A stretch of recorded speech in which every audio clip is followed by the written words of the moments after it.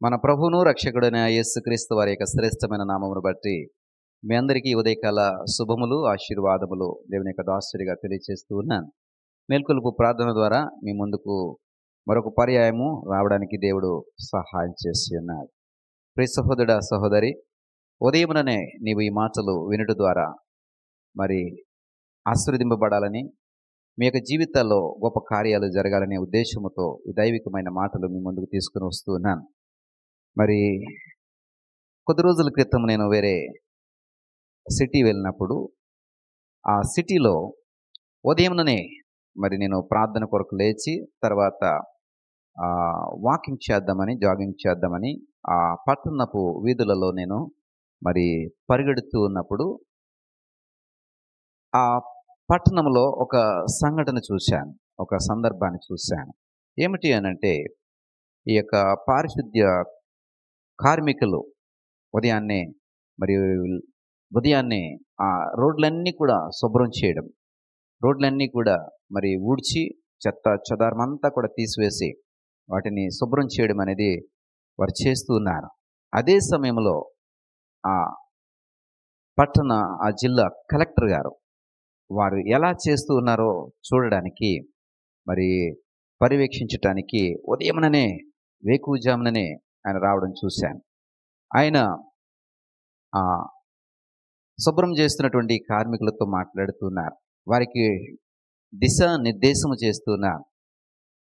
ఈ సన్నివేశాన్ని నేను గమనించినప్పుడు నాకు చాలా ఆనందం అనిపించింది. ఎందుకంటే ఈ కార్మికులు ఉదయాన్నే లేచి ఈ యొక్క రోడ్లన్నింటినీ కూడా శుభ్రపరిచి, మనము లేచే అంటే ప్రజలు లేచే సమయానికి, జనులు లేచే సమయానికి, నిద్ర లేచే సమయానికి మరి వారంతా కూడా శుభ్రపరిచి మనము ప్రయాణించటానికి, మనం నడవడానికి, మన యొక్క పనులు చేసుకోవడానికి వీలుగా వారు దాన్ని సిద్ధపరుస్తున్నారు.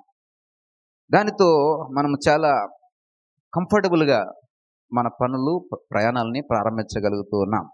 అలాగే ఆ గ్రామాలకు వెళ్ళినప్పుడు ఆ యొక్క స్త్రీలు ఉదయం లేచి ఆ ఇంటిని అంతటి కూడా శుభ్రపరచుకొని, మరి ఇంటి వాకిట కల్లాపు అని అంటూ ఉంటారు. ఈ కాలంలో ఈ తరం వారికి ఎంతమందికి ఈ మాట తెలుసో నాకు తెలియదు, కానీ కల్లాపు జల్లి ఆ నీళ్లు జల్లి ఆ వాకిటంతా కూడా శుభ్రపరుస్తూ ఉంటారు. ఈ ఇంటి కుటుంబ సభ్యులు లేచే సమయానికి ఆ ఇల్లంతా కూడా చాలా శుభ్రంగా ఉంటారు. అంటే ఆ ఇంటిని శుభ్రపరుచుకుని ఆ కుటుంబంలో అంటే ఆ మట్టి లేదా మాలిన్యము లేదా చెత్త చెదరం అనేది లేకుండా దాన్ని సిద్ధపరుస్తూ ఉంటారు.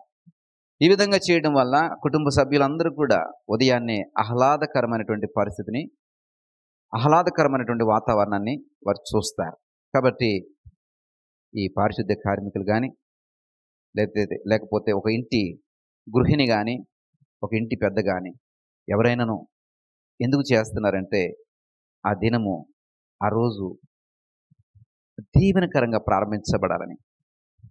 ప్రియ సహోదరుడా సహోదరి, మరి ఉదయమున లేచి నీ ఆత్మీయ స్థితికి సంబంధించినటువంటి శుభ్రత, దాన్ని ఏ విధంగా నువ్వు శుభ్రం చేసుకుని నీ రోజును ప్రారంభిస్తున్నావు?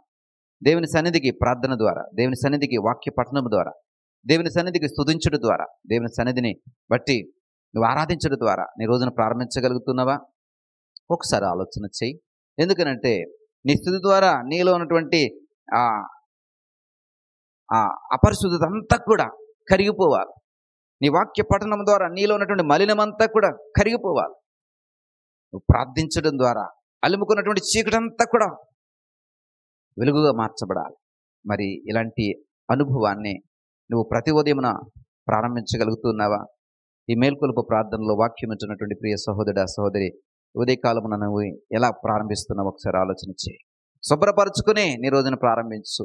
దేవుని సన్నిధిలో నువ్వు కడుక్కుని, దేవుని సన్నిధిలో నీలో ఉన్నటువంటి సమస్తమును కూడా మరి శుద్ధీకరణ చేసుకుని నీ దినమును ప్రారంభించు. దేవుడు ఆశ్చర్యకరమైనటువంటి గొప్ప కార్యములు నీ జీవితంలో చేస్తాడు. స్వతహాగా నీవు అద్భుతమైనటువంటి మిరాకిల్స్ నీ జీవితంలో చూస్తావు. ఒకసారి ఇలా ప్రారంభించి నీ రోజును కొనసాగించు, నీ దినములు ఇలా కొనసాగించు. అద్భుతమేంటో, ఆ మేలైన స్థితి ఏమిటో నీ జీవితంలో నువ్వు చూస్తావు. నీ కొరకు చిన్న ప్రార్థన చేయాలనుకుంటున్నాం. కృపగలిగిన తండ్రి మా యేసయ్య, మాకు ఇచ్చినటువంటి ఈ ఉదయకాల సమయాన్ని బట్టి మీకు స్తోత్రాలు.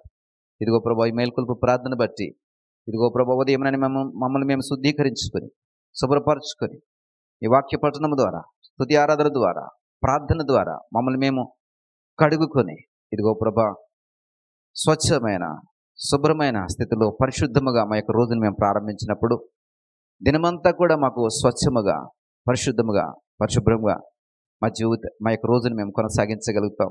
మా జీవితాన్ని మేము కొనసాగించగలుగుతాం. ఇదిగో ప్రభా, దానిలో ఉండే ఆనందము, దానిలో ఉండే దీవెన, దానిలో ఉండే సంతోషాన్ని మేము పొందుకోగలుగుతాం. ఇటు కృపాభాగ్యము ఈ వాక్యం వింటున్న ప్రతి బిడ్డకి దయచేయమని ప్రార్థన చేయించున్నాం. మహిమ ఘనత ప్రభావం మీరే పొందుకున్నామని యేసు వారి నామమును బట్టి ప్రార్థించి వేడుకుంటున్నాం తండ్రి. ఆమేన్.